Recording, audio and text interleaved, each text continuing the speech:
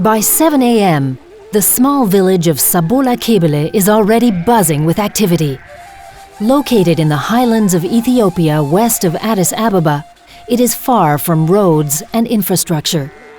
The villagers are largely self-sufficient and rely on agriculture for their livelihood. There are no shops here, there's no running water, and no electricity. There is, however, a small medical dispensary, and one part of it is currently serving an additional function. It is temporarily housing the mobile headquarters of the Walkitis Solar Center. Since daybreak, business here has been brisk. 4 solar technicians and their boss, solar inspector Mena Hailemichael, are preparing the equipment for the day. The team members are among the first graduates of Ethiopia's International Solar Energy School. These freshly minted rural solar energy technicians are now part of a network that aims to provide villages in Ethiopia with solar power. Ethiopia is a developing country, so almost no one in rural areas has access to the national energy grid. Many people don't know what electric lighting really is. They've never even seen a light bulb. There's only one possibility for these people to get electric lighting, through solar energy. Mena is head of the solar center. She's responsible for her team, coordinates the work, advises customers, draws up the contracts, and makes sure the necessary equipment is on hand. This management position is a real challenge for the 23-year-old, not least because, especially as a woman, she must first win acceptance from the local villagers. Work at the solar center is anything but routine. Of course, Mena is already familiar with the basic challenges in the region. Local families here live in round huts called tukuls, which are fairly large and up to 7 meters high. But the distance between a solar module, a battery, and a lamp must not be too great. Otherwise, long electric cables would reduce an installation's efficiency. Mena offers advice on where optimally the lamps should be placed. Her main goal is to get the systems up and running and to satisfy her customers. Mena can gauge just how satisfied the customers in this village are by looking at the number of systems that have been sold. One proud customer explains, "I first saw it at my neighbor's place and was really impressed. I also wanted solar lighting so our place could be brighter and my children could do their schoolwork in the evening." Of course, the cost of such solar installations is a sizable investment for the poor rural population, the equivalent of around $200 per household, paid over a period of 3 years. Still, it's no more than what people would otherwise have spent for their kerosene lamps. Solar lighting offers many advantages over kerosene lamps. It is brighter, it's not a fire hazard, and it doesn't give off dangerous toxic chemicals. The solar systems are financed by a revolving loan fund. This microfinancing means the villagers can afford to pay for their systems gradually, in installments. Giving for free is like losing the value.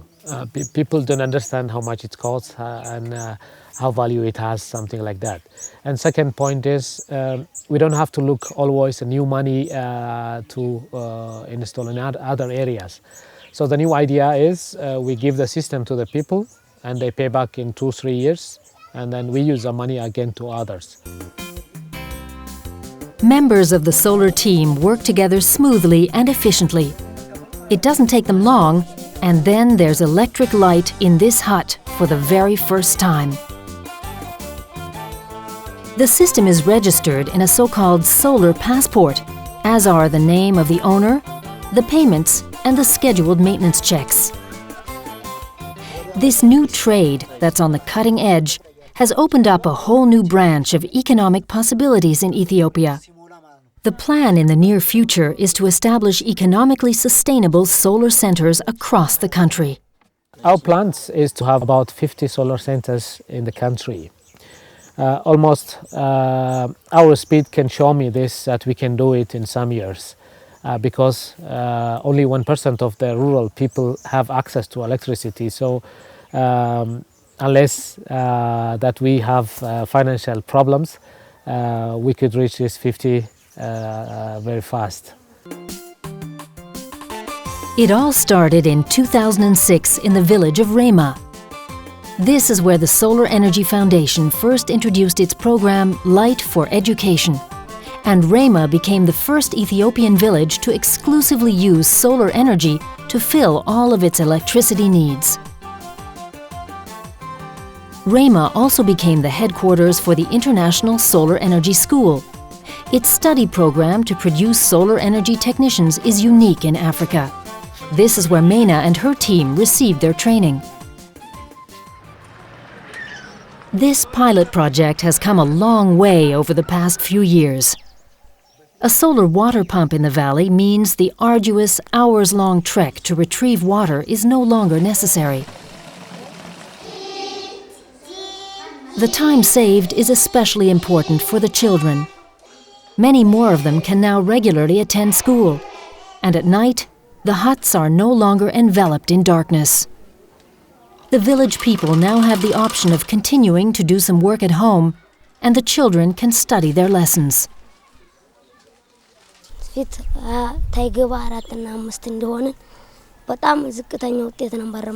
Before we had solar lighting, I was really bad at school, this boy tells us. But now I get good marks because I can study at night. And this woman explains, before we always had to search for matches in the dark. Now we don't even need kerosene or wood. We just push a button and there's light. The rural solar energy technicians want to bring the same kinds of benefits to the entire country. And every new group of graduates will be setting up new solar centers. Meina has no doubts about the success of the project. She sees the results every day. Each morning, new customers are waiting outside her mobile solar center. They're worried the team might leave and move on to the next village before they've been able to order their own solar system and have it installed. They're also curious about other products, such as the newly developed mobile lamp, the Sun Transfer 2. This lamp can not only fully illuminate an entire hut, it can also double as a flashlight, and very important, it can be used to charge mobile phones.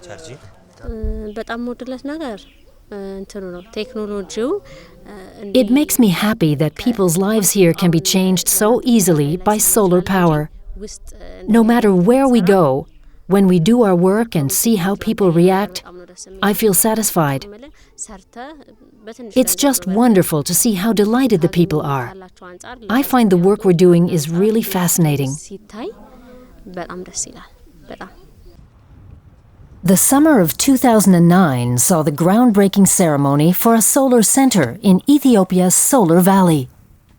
This is also where the Solar Energy School will have rooms for teaching, and where the solar systems will be maintained and repaired. Many solar services will be concentrated under one roof. A solar system will be installed as part of the German Energy Agency's solar roof program, and will be used both for training purposes and in order to demonstrate how efficient solar energy can be. Helping people help themselves is the motto of the Solar Energy Foundation.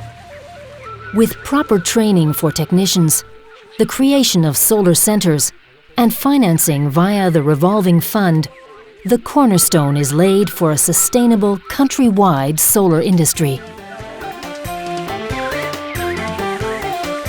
A brighter future for Ethiopia, that's the goal.